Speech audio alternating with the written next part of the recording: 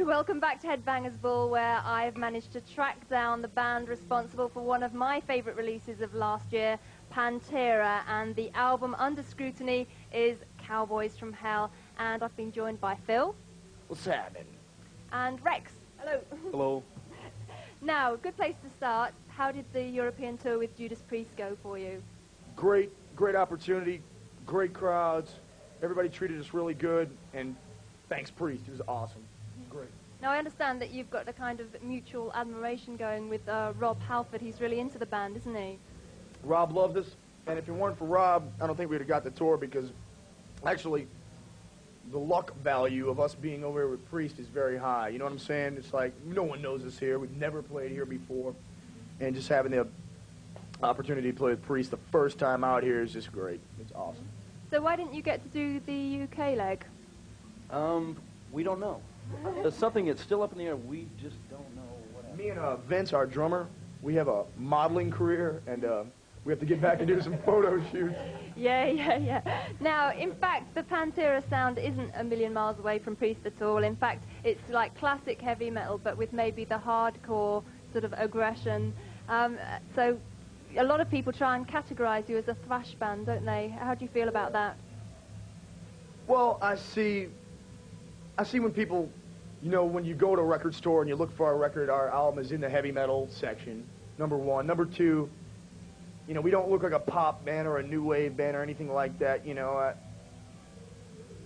I can see where they call us a thrash band and this and that, but, you know, what lies within all of us is like, you know, influences that range way more in depth than thrash, you know. You know, my favorite band is like old Black Sabbath and stuff like that, you know. I'm into slow, heavy shit. So, you know, what we try to do is groove is what we do. You know, we try to write songs. If you say a thrash band to me, when you go see a thrash band, it's all 100 fucking, can I say that? 100 fucking million miles an hour.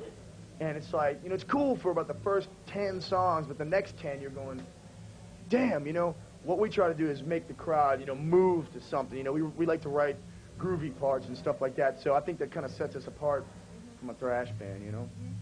Now, you chose Terry Date to produce your album, and he's a very well-known thrash producer as well as doing stuff like Soundgarden. And very cute. Just kidding, Terry. Why did you choose him? For the fact of he's always had good productions on stuff. Soundgarden. When we heard the Soundgarden, now we were into it at the time, and we were gonna.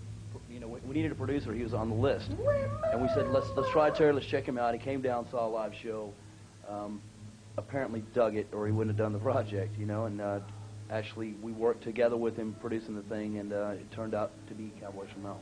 Great. Now, Phil, you joined the band a while after they'd been going, didn't you? Do you think that when you joined the band that everything clicked into place for Pantera? Yes, because I was chosen. And I wanted to be there, and everything we were trying to do evolved. You know something? We wrote together and grew together for the Cowboy album, man. We've been together about 4 years. We understood exactly what we wanted to do. And it was a mature thing, you know, and that's why Cowboys from Hell is our first major album, you know, on a major label and, you know, with the tour support and all that stuff. Because of the strength of the material.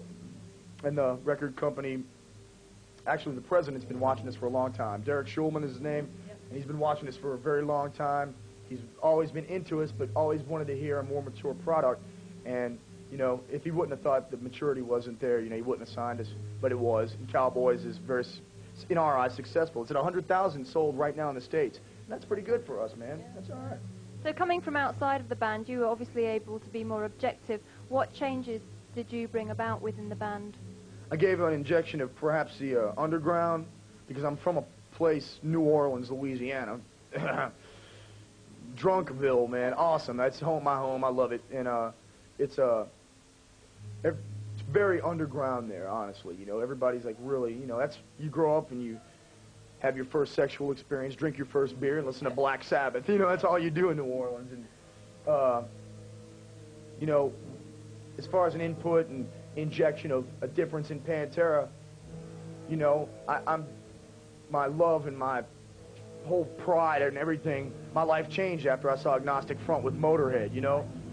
And the energy of a good hardcore band or a punk band is irreplaceable, you know. That's why Pantera, having the musicianship that they do, as powerful and as well played as everything is, but still wanting to accept the raw energy of a great punk show or something like that, we couldn't go wrong, you know. And we just, you know, it's a hybrid thing, you know. It's of influences, and there's a lot of that coming out actually in the States right now, and I think that we're actually, I wouldn't say pioneers at it, but I think we're really first in line at the type of stuff that we're doing.